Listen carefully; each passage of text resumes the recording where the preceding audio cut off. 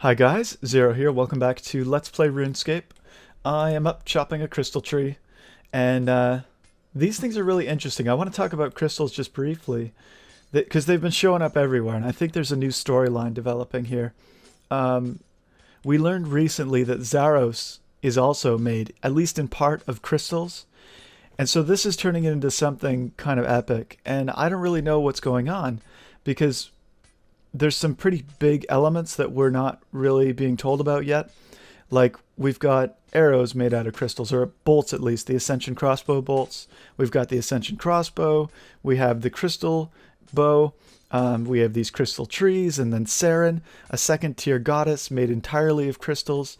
And now we find out that Zaros inhabits, or I think probably inhabits crystals in a somewhat more parasitic relationship, but crystals are a part of him too.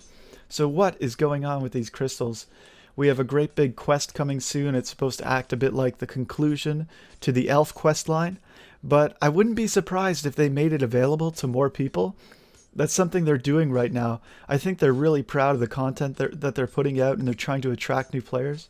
So I wouldn't be surprised if this new quest is also a bit like a novice quest. But we'll see. Yeah, it could be very cool. And I like when they do that. I like when they make stuff available to new players. So these crystals, what is the deal? We know that they're very powerful. We know that they can be used for different things. All kinds of different structures can be made of them. But awareness seems to be a part of it. Like, to find this tree, I had to look at another one, and it directed me here. When the elves try to talk to their goddess, they do so by talking to the crystals. So, very interesting. I'm curious to see what happens next. But why don't we head over to the Empyrean Citadel and look around there and go over some post-quest content. This was the site, of course, of Sliske's so-called ascension, where he was actually just trying to convince everyone to show up for his silly little game, the introduction of his game. You can get post-quest rewards here.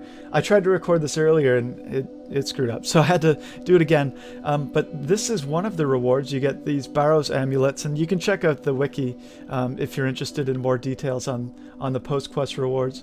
Pretty interesting. We also have this book. We can check that out later if you guys like.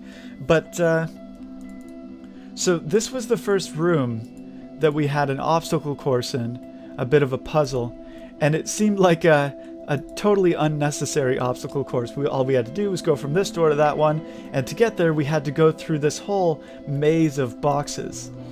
And one thing I didn't notice was that our maze was made entirely of mirrors and crates and smoke bombs. Crates filled with smoke bombs. The whole room was filled with smoke and mirrors. How did I miss that, right? So, I mean, this seems like a very obvious allusion to Sliske. You know, that his tricks are just smoke and mirrors, right? So we have to ask, does Sliske really have the Stone of Jas? Or is this game all just smoke and mirrors? Very interesting. This great big hole in the ground reminds me of one of the craters that we see when we're training divination. And I've kind of speculated that skill 2 will actually be called devotion, and what we'll be doing is contributing energy to the individual gods, making them more powerful, and that this energy is going to be a bit like development currency. So the more of this currency that we spend on individual gods, the more content, more investment they will get from Jagex. I think that's pretty likely to be the case, and this might actually be the site for people who follow Armadil, where they deposit energy into, you know, a coffer where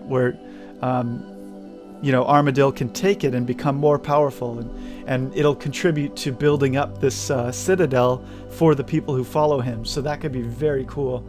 And I expect that each of the gods that we can follow will have their own citadel like this. Pretty interesting. But also, while we were traversing this maze of smoke and mirrors, we could get out onto the patio. I didn't notice this during the quest, but Relomia was standing on a kind of a rock right out here. A bit of an Easter egg for those who were really paying attention, which apparently I wasn't. If anyone talked to Relomia and there's extra content there, I would love to hear about it. I think what's likely to be the case is that Relomia will accidentally share secrets that Sliske let her in on. You know, like Sliske needs her for some of the plan, and I think she's likely to slip up and give us some information that he might not have wanted us to know about. So if anyone talks to her, please let me know. You can see we've still got some masks around. In this room, we fought Sliske's shadow army, his army of darkness. And, you know, I think it was in the First Age, while Sliske was working for Icthalarin, Sliske was building an army that was not loyal to Icthalarin, but was loyal to Sliske. And this made Icthalarin really upset, and he ended up taking that army away from Sliske. And he was building this army in the Shadow Realm. It was his, like, shadow army. Well, I wouldn't be surprised if he's trying to do that again. And we know that the conclusion of his game occurs during a total eclipse of the world, when our moon Zenaris casts a shadow over the whole world. Now I have to question whether at that time will the Shadow Realm merge with Gielinor? Will it merge with our world? And as a consequence, will Sliske be able to do all the things that he can do in the Shadow Realm right here in our world? I mean, is his whole army just going to walk out of the shadows into our world at this time? I think that could be very interesting. And I think that could be the kind of surprise that Sliske is capable of. So really interested to see what happens there. Also, my big question during this whole story is what happened to Death? You know, we knew that he went missing, but the question was why? Icthalarin immediately guessed that he must have been kidnapped. There's no other explanation because you know, Death had been so reliable to Icthalarin over the hundreds of years, right? Thousands of years even, ages that he had been working as Death. I mean, as I understand it, Death got his job by being the first person to die in Gielinor. He kind of got it by default. And if you ever do anything by force, it's not always guaranteed that the person's going to be happy about that. So if he's stuck in this job, maybe he wants out. And the question is, how do you quit, right? What is it going to take? I mean, I think Sliske probably promised a way out to Death, and that Death is going to help him in exchange for that. And it's possible that Sliske wants Death to kill Icthalarin. To kill him. One thing we know about the gods is that when they ascend to godhood, they lose the right. They lose the ability to go to the underworld, to die like normal people die. When they die, their energy is sent back to the world, wherever they happen to be. It sounds like that's what's happening. And so we know that Sliske is not a god yet, or at least that's what it seems like. I'm wondering if that's part of the reason why. Maybe he doesn't want to become a god because he wants to be able to go to the underworld in his death, right? Or something about that. He wants to be able to do something like that. I mean, if our world merges with the Shadow Realm, is there a way that he can keep it that way so he can stay in the Shadow Realm? I'm not really sure. But there's some really interesting storyline going there, and there's a few details that I'm still missing. This was the riddle room that we answered some questions in. Pretty cool. At least I think that's what this one was. And over this way, I think we can climb down. But man, I had a lot of fun during this quest. Really great job. Yeah, here we go.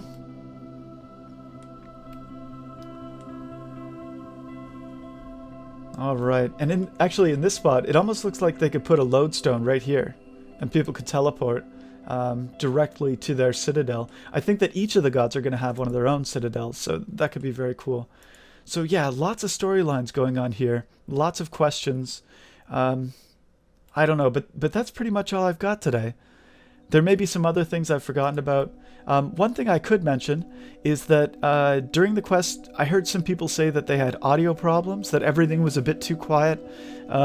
That's something I'm going to continue to work on.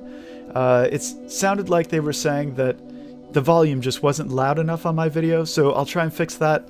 The other thing I noticed is that I kind of spammed people's sub boxes when I put up all that quest content. One thing I'm going to try and do, if it's possible, is just send you guys the...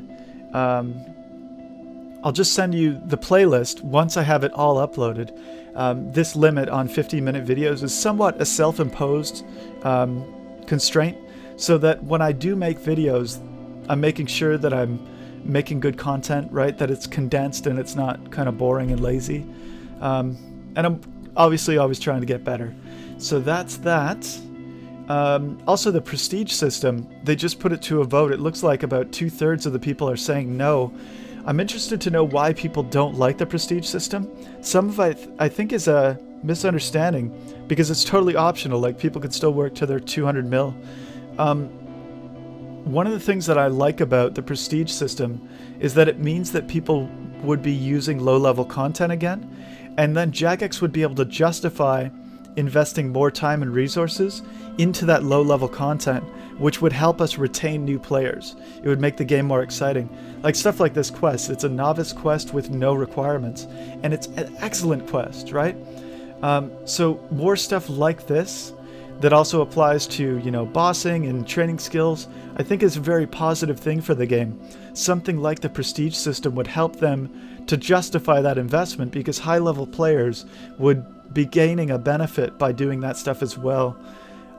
It could also be really good for the economy, you know, a wider range of people, kind of like the economy would become more diverse, so items would be useful for longer periods of time. You wouldn't just, like right now, if you want to train crafting, everybody and their dog uses like dragon leather, right? But by this process, you would see other items being traded more often. That could be very good for the economy of the game. So yeah, that's just about it. Thanks for watching, and I will see you later.